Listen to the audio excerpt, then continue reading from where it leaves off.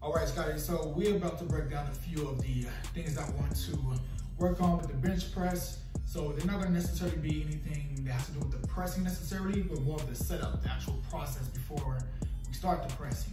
So the number one thing is gonna be what we talked about already, which is the butt that comes off the pad. We're gonna work on a few cues that can help with that, and then also the actual positioning on the bench press, right? With our shoulders, traps, and that such. So that way we can create the arch. And the arch will actually help with that process of keeping the butt on the pad, as I'll explain, all right? So those are the two main things. So we're gonna start off with our actual leg drive.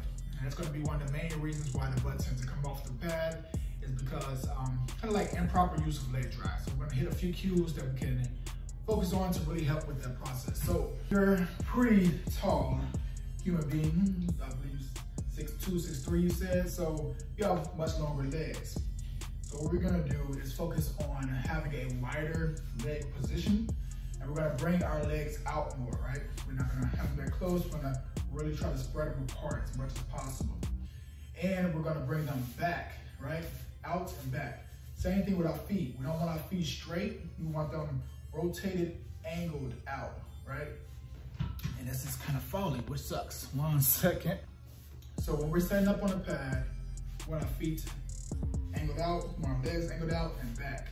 So I'll show that process right there. We're not gonna focus on the top half just yet. We're just gonna get the bottom half down pat. So let's go ahead and show what that looks like. All right. So roll the bar up, as close as possible. And then I'm just gonna angle in. Get my arch created. We'll go over the steps for that.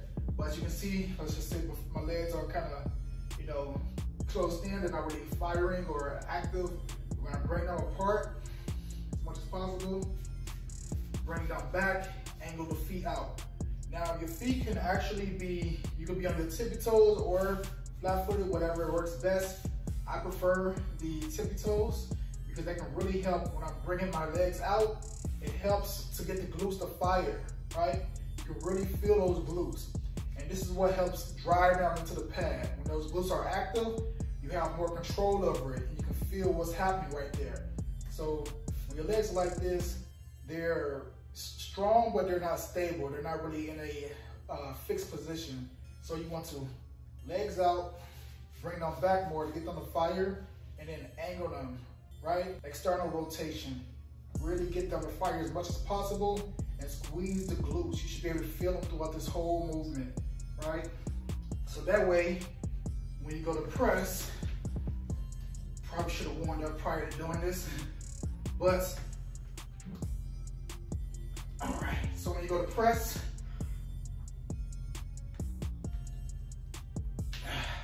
it stays stable throughout the whole movement. And when your legs, you're not using your leg drive, when they're just there, that's what causes your butt to rise, because the bar comes down here, you get stuck at your sticking point, and then you press up. So the heavier, the more reps you get into it, that's when the butt starts to fire to like help offset the weight off your chest. And that's when you go into this motion. So we want to get the legs back. Remember those 3 cues: legs externally rotated, feet pointed outward, and bring those legs back, and you should really feel that contraction in the glutes. The glutes should be really active, right? And that's gonna stop it from popping up because they're driving into the pad. And when they're driving into the pad, they don't have any sort of leeway to pop up. That's what's helped keep you stable, and it's giving you something to press off of as well. So those are the main 3 things. What should really be on the pad is your head, your upper back, your shoulders, and then the glutes. You shouldn't even be able to feel under here. I mean, you should be able to feel under here, but you shouldn't be able to feel it on the pad. So you should literally be able to put your whole arm under here without no problem, all right? So that's the first part of it. Now we'll talk about the actual top half. The second part we're gonna do is focus on getting this arch down pat, and what we're gonna focus on right now is really creating that stable platform. We're gonna focus on getting our shoulder blades retracted back and then down. So there's an exercise I'm gonna give you using the pull-up bar to focus on that, and I'll show you that in a second. but I just want to go over those cues, right? So remember, the main one that we talked about is that Superman cue. So, you know, Clark Kent opens up the business suit or whatever to show that S on the chest, and basically that's chest up, shoulders back together, and then down, right? So just like that. And when you're on the pad like this, you should be able to see that there's like a slight arch in my back right here. But when you're on the pad, you want to think of it as you're trying to put your shoulder blades in your back pocket, right? So both your shoulder blades back here, going down, you want to think of pushing them down, trying to get them in your back pocket throughout the whole movement. So even when you're pressing, at the top of the press, you should be like configuring, like repositioning yourself to get your shoulder blades back into your back pocket. So that's always the cue for that, back pocket for your shoulder blades. And then the other thing that we want to think about is when we have the bar in our hand like this, just so to keep our arms, our elbows from flaring out like that, we want to think of it as breaking the bar, like we're trying to snap the bar in half like this, right? So we got the bar in our hands, to keep it from flaring, we're breaking the bar. And that's what gives us that bend right there. So throughout the whole time, that also helps with getting those shoulder blades in our back pocket. So breaking the bar, coming down, pressing, back up. So I'll show you another cue on what that looks like here.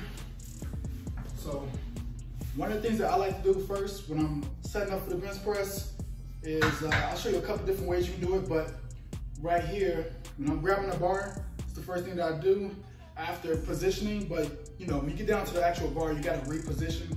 But this is just to help you fire those shoulder blades, get them in that position, give you a good feel of what that feels like, and you start to create that the neural pathways of, you know, how that should feel, right? So set yourself up, like to grab the bar first, then I'll reach back and grab the middle bar, or the middle of the bar, should I say. And the first thing I'm doing is I'm putting my left trap into the bench pad, right? Right there, getting nice and solid. Then I reach over and grab the other pad, the other side of the bar, and get my right trap into the bench press. So just kind of like repositioning both of those. And what I'm also doing is I'm slowly trying to push my shoulder blades, again, back down, right? Push my shoulder blades down. And then I'm pushing my butt up. I'm trying to scoop my butt up. So think of it as you're trying to push your butt towards the wall this way, right? Going straight up towards your head. So throughout the whole movement, that's my main focus. And another cue is to think of it as having your chest high. You want your chest as high as possible without your butt leaving, obviously. So chest high. And the arch, one of the benefits of the arch is that it also creates shorter range of motion, right? So shorter bar pound, basically. So while you're doing this, just think of it as drilling your traps and your shoulder blades together. So your shoulder blades should be trying to touch each other, basically as if there's a coin in the middle of your back, and you're trying to crack the coin or squeeze the coin as much as possible. Or a pop can, you're trying to crush the pop can with your shoulder blades together, right? So from that motion, then once we finally decide to go ahead and press, again, we're snapping the bar in half. So it shouldn't be like this, it should be angled out. It should be in a snapping position, right there, snapping the bar in half. And we want to come down to the highest point of our chest. Highest point, power back up. Highest point of the chest, right back up, right? And then again, while I still got it in my hand, there's gonna be times when your traps may slip from under each other or your shoulder blades, so you can reposition them while you're here, and then right back up. Now this, in combination with that leg drive, is what keeps the butt on the pad throughout the whole movement. You should have a very firm, tight, contracted, and controlled squeeze of your glutes throughout this whole movement. They should be so tight that it should almost hurt. It should be squeezed on that much. So what we can do to practice that is probably, I'm all out of breath because, you know, my cardio game sucks, Anyways, what we can do is use the hip abductor machine, and that's gonna help with firing those glutes from that way, right? Getting that hip, that external rotation of the hips.